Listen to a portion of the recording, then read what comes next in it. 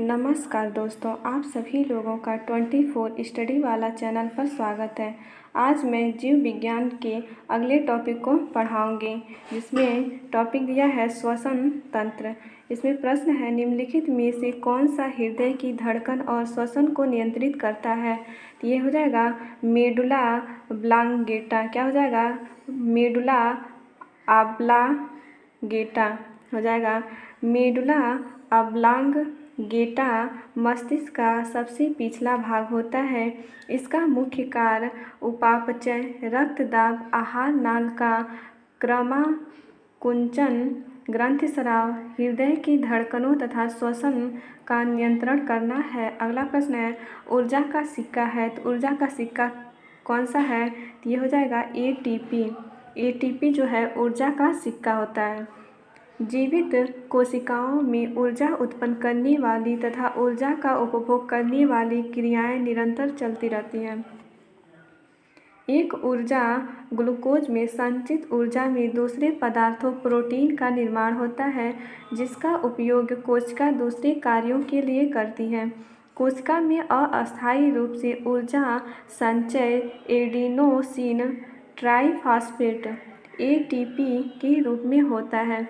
श्वसन क्रिया में कार्बोहाइड्रेट, प्रोटीन और वसा के ऑक्सीकरण द्वारा निष्कासित ऊर्जा एडीपी और कार्बनिक फास्फेट से एटीपी के संश्लेषण में प्रयोग हो जाती है। इस प्रकार श्वसन में ऊर्जा एटीपी के रूप में संचित हो जाती है। अतः स्पष्ट है कि एटीपी एक पदार्थ से ऊर्जा लेकर दूसरे पदार्थ को ऊर्जा देकर एक मध्यस्थ का कार्य करती है। इसी कारण एटीपी की ऊर्जा का सिक्का कहा जाता है। अगला प्रश्न है, निम्नलिखित में से कौन सी प्रक्रिया एक जीव में ऊर्जा उत्पन्न करती है? तो हो जाएगा श्वसन। जीवधारियों में घटित होने वाली श्वसन प्रक्रिया महत्वपूर्ण है। श्वसन के अंतर्गत गैसों का विनिमय, ऑक्सीजन एवं कार्बन डाइऑक्साइड तथा पाचित भोज्य पदार्थों का ऑक्सीकरण होता है। इस प्रक्रिया में कार्बोहाइड्रेट ग्लूकोज के ऑक्सीकरण द्वारा ऊर्जा विमुक्त होता है। तो इसमें है जैसे C6H12 ग्लूकोज, इसका समीकरण हो जाएगा 6CO2 कार्बन डाइऑक्साइड है और 6H2O जल प्लस ऊर्जा 673 कैलोरी। अगला प्रश्न है, मनुष्यों के उस अंग या भाग की पहचान करें जो श्वसन प्रक्रिया से संबंधित है। तो ये हो जाएगा केशिका स्तवक। क्या हो जाएगा? केशिका स्तवक। फुफ्फु, सावरण, वायु कोशिका और सूक्ष्म श्वास नली श्वसन से संबंधित है, जबकि केशिका स्तवक उत्सर्जन तंत्र से संबंधित है, जो किडनी का प्रमुख भाग है। केशिका स्तवक कोशिकाओं का एक गुच्छा है जो वृक्क या किडनी में नेफ्रॉन के आरंभ में स्थित होता है। रक्त में मूत्र को अलग करने के लिए पहला चरण यही होता है। अगला है,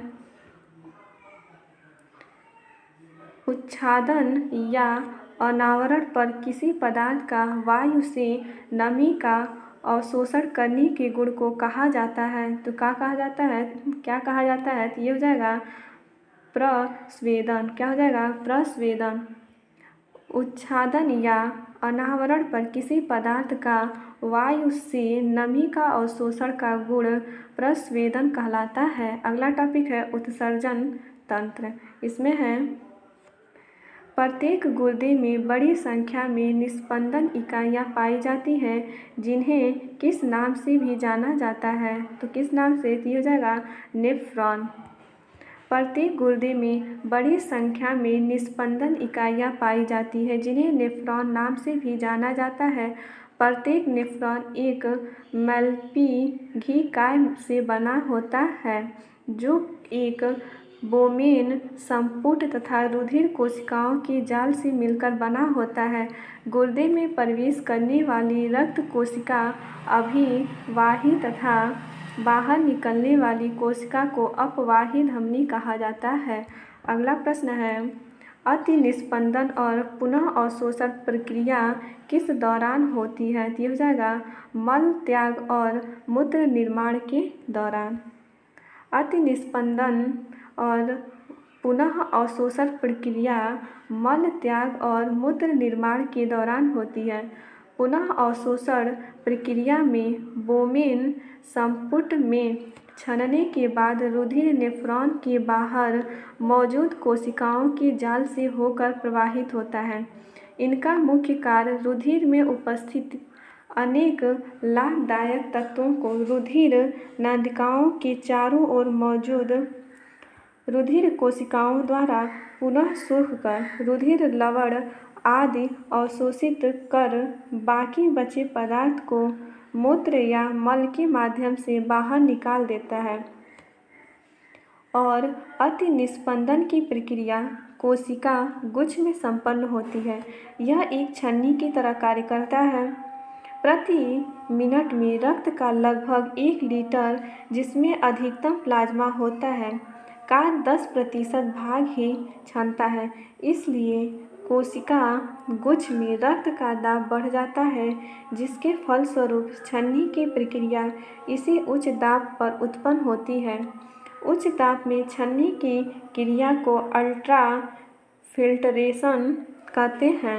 इस प्रक्रिया द्वारा रुधिर प्लाज्मा से केवल जल, ग्लूकोज, खनिज लवण आदि छान लेता है। बाकी बचा पदार्थ मल त्याग या मूत्र त्याग के दौरान बाहर निकलता है। अगला प्रश्न है, किडनी अर्थात गुर्दे में रक्त निम्नलिखित में से किस माध्यम से प्रवेश करता है? तो ये हो जाएगा अंतः प्रकोष्ठिका धमनी। क्या हो जाएगा? अंतः प्रकोष्ठिका धमनी। किडनी अर्थात गुर्दे में रक्त अंतः प्रकोष्ठिका या अल्नर धमनी के माध्यम से प्रवेश करता है। आगे है, मनुष्यों में यूरिया किसमें बनता है? तो यूरिया बनता है, यह आपका हो जाएगा यकृत में। मनुष्य में यूरिया यकृत या लीवर में बनता है। अनावश्यक अमीनो अम्ल को यकृत यूरिया में बदलता है। यह प्रक्रिया 2 भागों में संपन्न होती है। पहला है डीएमीनेशन और बी है यूरिया निर्माण। इसके अलावा यकृत कोशिकाओं में अमोनिया तथा CO2 मिलकर ऑर्निथीन चक्र द्वारा यूरिया का अवशोषण करते हैं। इस चक्र को क्रेब्स हेंसेलिट चक्र भी कहते हैं। अगला प्रश्न है, मूत्र का असामान्य घटक है। ये हो जाएगा एल्बुमिन। क्या हो जाएगा? एल्बुमिन। स्वस्थ व्यक्ति में मूत्र में 95% जल एवं 5% कार्बनिक पदार्थों की मात्रा रहती है। कार्बनिक पदार्थों में यूरिया, यूरिक अम्ल, क्रिएटिनिन तथा पोटेशियम ऑक्साइड आदि रहते हैं, जिसमें एल्बुमिन असामान्य घटक है। अगला प्रश्न है, यकृत के विसहरण के दूसरे चरण के दौरान यहाँ पे बताना है कि अणु किसके अणु अपशिष्टों के साथ संलग्न हो जाते हैं और उन्हें शरीर से बाहर निकाल देते हैं। इसमें हो जाएगा प्रोटीन। यकृत कोशिकाएं प्रोटीन विघटन के फलस्वरूप उत्पन्न विषैले अमोनिया को यूरिया में परिवर्तित करके उत्सर्जन में मुख्य भूमिका निभाती है। यकृत के विसहरण के दूसरे चरण के दौरान प्रोटीन के अणु अपशिष्टों के साथ संलग्न हो जाते हैं और उन्हें शरीर से बाहर निकाल देते हैं। यकृत शरीर की सबसे विशाल रसायन फैक्ट्री है। यकृत में फाइब्रिनोजन नामक प्रोटीन का निर्माण होता है, जो रक्त का थक्का बनाने में मदद करता है। जहर खाने वाले व्यक्ति की मृत्यु की जांच यकृत के द्वारा की जाती है।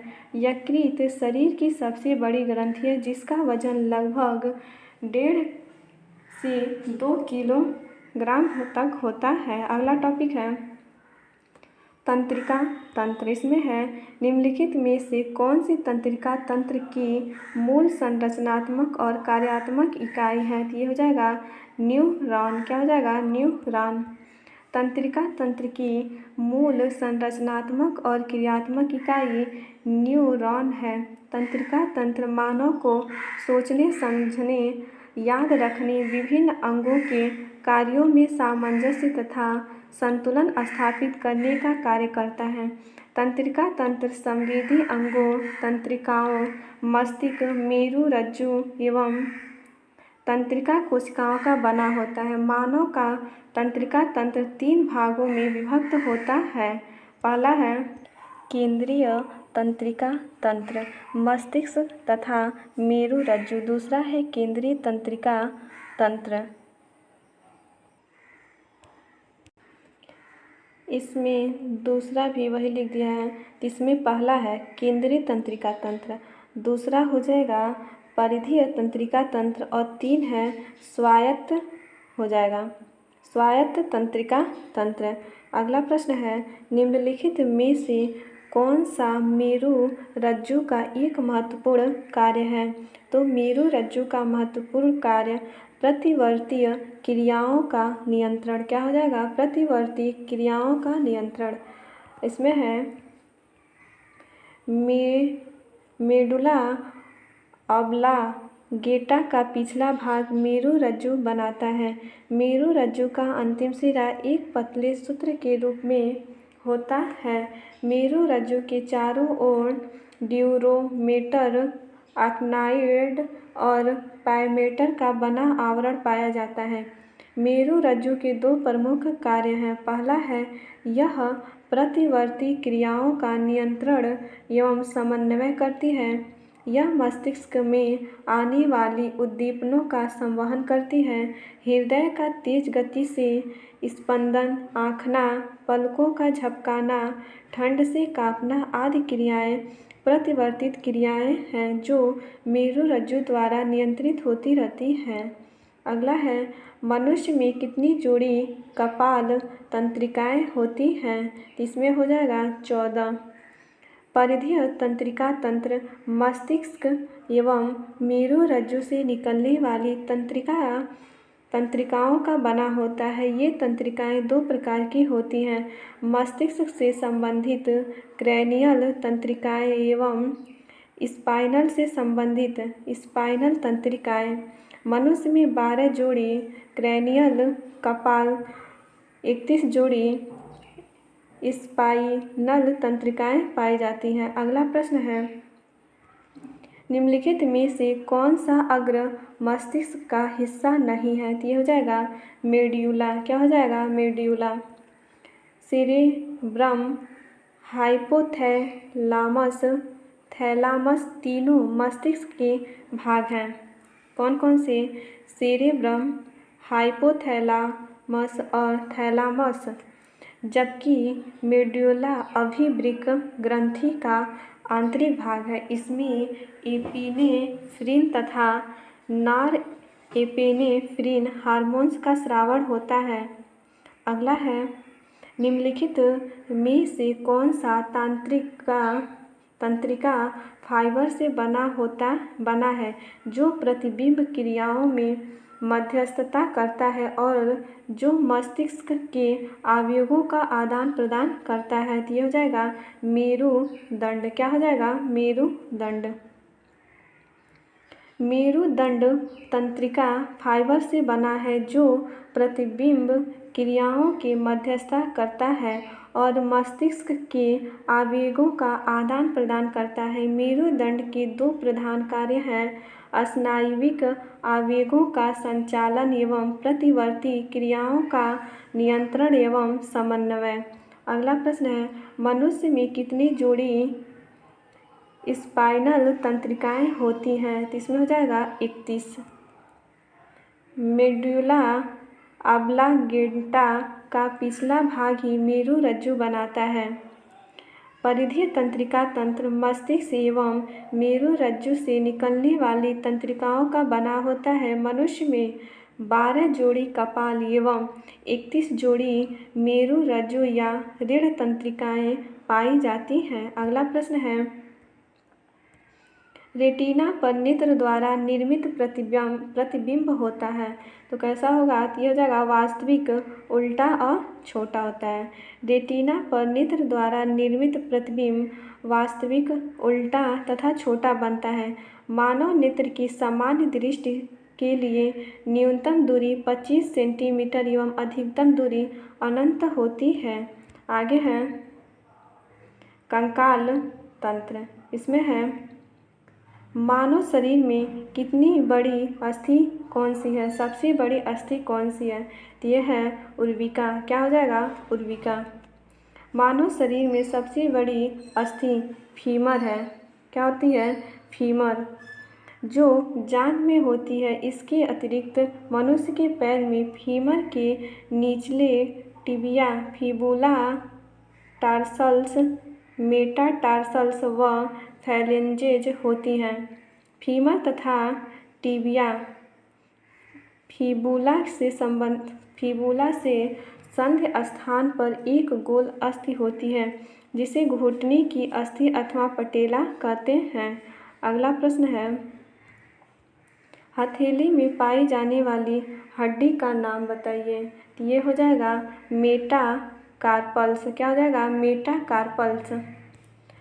हाथ की हड्डी में ऊपरी बाहु, अग्र बाहु, कलाई, हथेली तथा अंगुली की अस्थियां शामिल हैं। ऊपरी बाहु में ह्यूमरस तथा अग्र बाहु में रेडियस अल्ना नामक अस्थियां। कलाई में 2 पंक्तियों में 8 छोटी छोटी अस्थियां होती हैं जो स्नायुओं द्वारा जुड़ी रहती हैं। इन अस्थियों में कार्पल्स कहते हैं। हथेली में मेटाकार्पल्स नामक 5 लंबी अस्थियां होती हैं।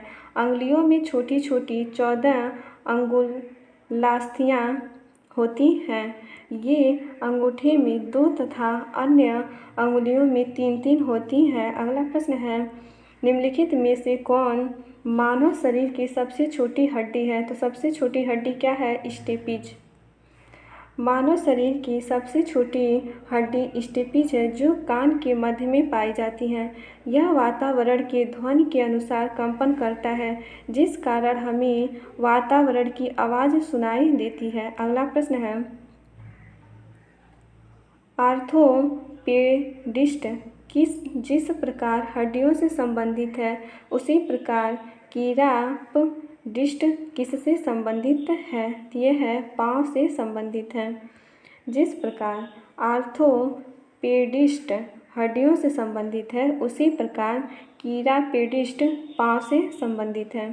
हृदय का अध्ययन कार्डियोलॉजिस्ट द्वारा किया जाता है। ध्वनि का अध्ययन फोनेटिक्स या स्वर विज्ञान के अंतर्गत किया जाता है। अगला टॉपिक है अंतःस्रावी तंत्र। इसमें है अवटु या थायराइड ग्रंथि की सामान्य कामकाज के लिए आहार में निम्नलिखित में से किसका सेवन करना जरूरी है? तो ये हो जाएगा आयोडीन। क्या हो जाएगा? आयोडीन।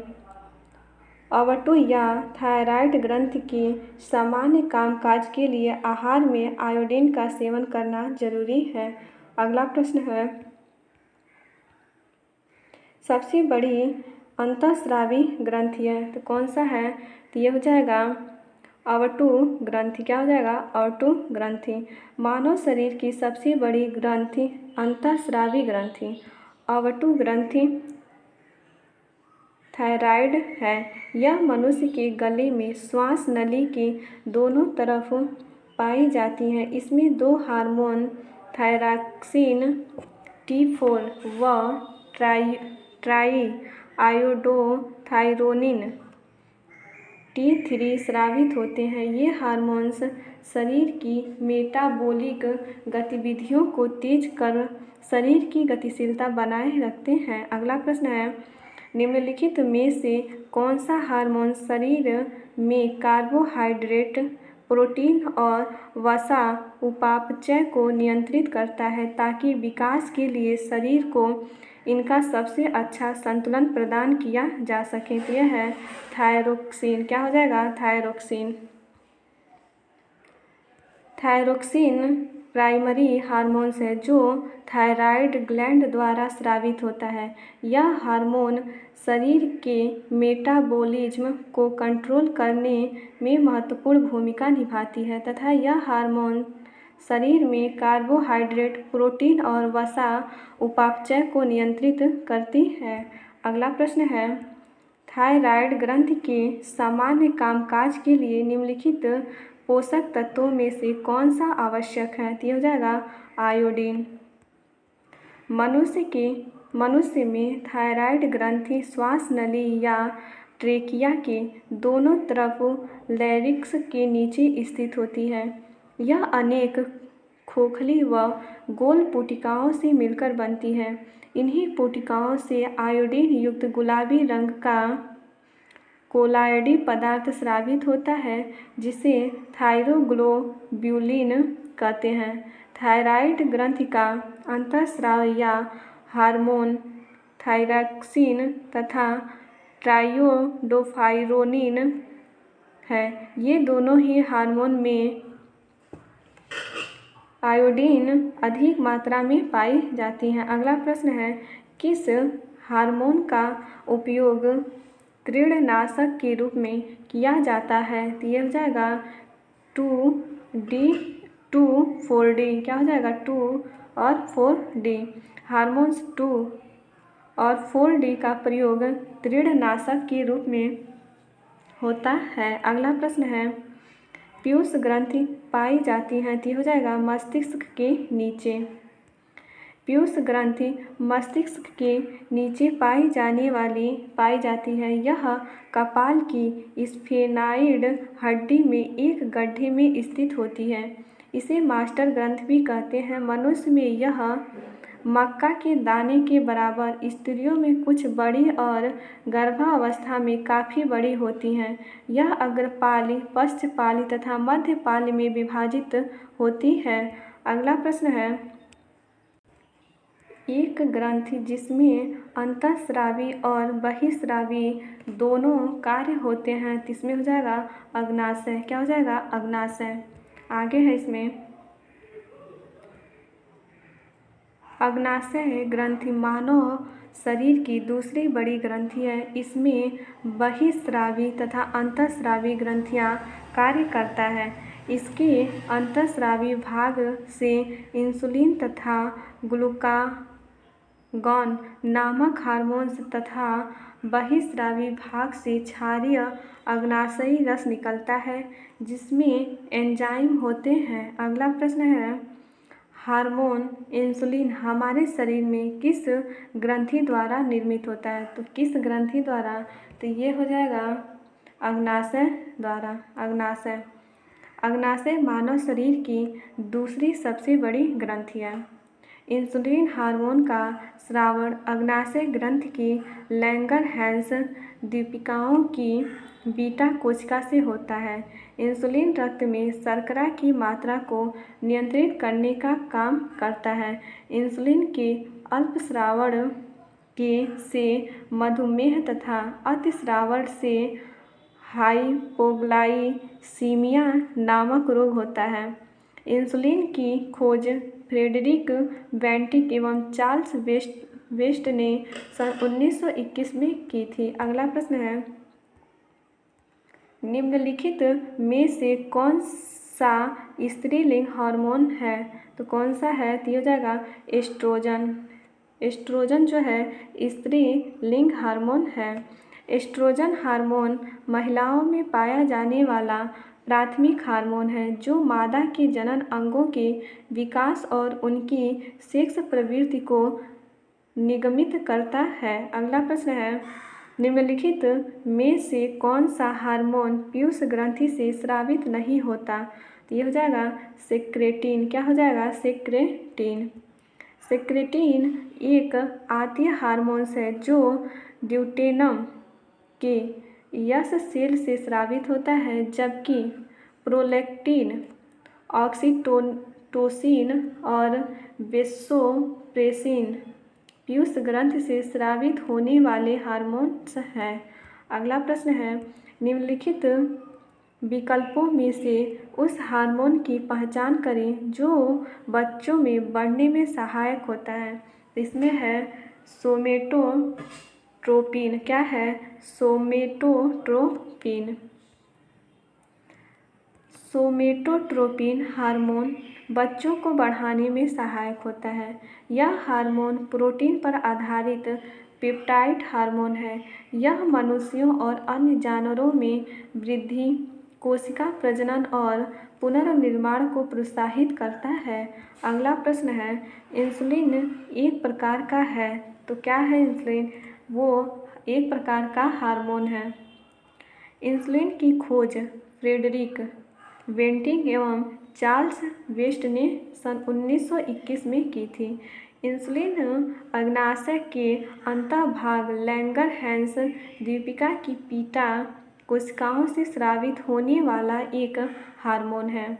रासायनिक दृष्टि से यह पेप्टाइड हार्मोन है जो ग्लूकोज के उपापचय को नियंत्रित करता है। इंसुलिन के अल्प स्रवण से मधुमेह तथा अति स्रवण से हाइपोग्लाइसीमिया रोग होता है। हाइपोग्लाइसीमिया रोग से पीड़ित व्यक्ति को जनन क्षमता तथा दृष्टि ज्ञान कम होने लगती है। दृष्टि ज्ञान क्या होती है? कम हो जाती है। अगला प्रश्न है, इंसुलिन की अतिस्रवण से कौन सा रोग होता है? तो इसमें हो जाएगा हाइपोग्लाइसीमिया। क्या है? हाइपोग्लाइसीमिया। बी सही हो जाएगा। अगला टॉपिक है प्रजनन तंत्र। इसमें प्रश्न है, भ्रूण के किस चरण में शरीर के सभी अंगों की पहचान की जाती है? ये हो जाएगा फीटस। क्या हो जाएगा? फीटस। भ्रूण के फीटस चरण में 12वें सप्ताह में शरीर के सभी अंगों की पहचान की जा सकती है, जिसमें बच्चे के विकास और बच्चे में होने वाली समस्याओं का पता लगाया जाता है। ज़्यादातर महिलाएं प्रेगनेंसी में सोनोग्राफी को पिट्स के रूप में नुकसान व्यापक मानती हैं। अगला प्रश्न है, निम्नलिखित में से कौन सा मानवीय पुरुष प्रजनन प्रणाली का हिस्सा नहीं है?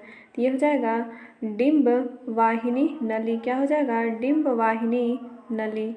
मानव पुरुष जनन प्रणाली का एक हिस्सा डिंब वाहिनी नली नहीं है। यह हिस्सा महिलाओं में गर्भाशय तथा योनि से मिलकर स्त्री सहायक नलिकाएं बनाती हैं। पुरुष जनन तंत्र के अंतर्गत एक जोड़ा वृषण सहायक नलिकाओं के साथ साथ एक जोड़ी ग्रंथियां तथा बाह्य जननेंद्रियां शामिल होती हैं। पुरुष शरीर में वृषण उदर गुहा के बाहर एक थैली या धानी में स्थित होते हैं, जिसे वृषण कोश या इसे स्क्रोटम भी कहते हैं। अगला है, फैलोपियन ट्यूब को काटना और बांधना कहलाता है। तो फैलोपियन ट्यूब को काटना और बांधना क्या कहलाता है? तो ये हो जाएगा ट्यूब टेक्नोमी। क्या हो जाएगा? ट्यूब टेक्नोमी। फैलोपियन ट्यूब को काटना और बांधना महिला नसबंदी कहलाता है। यह महिलाओं में गर्भ निरोधक का अस्थायी तरीका है। पुरुष नसबंदी को वेसेक्टॉमी कहते हैं। अगला टॉपिक है विटामिन या पोषण। इसे मैं अगली वीडियो में पढ़ाऊँगी। यदि ये वीडियो आप लोग को अच्छी लगी हो तो इसे लाइक और सब्सक्राइब ज़रूर कीजिएगा। धन्यवाद दोस्तों।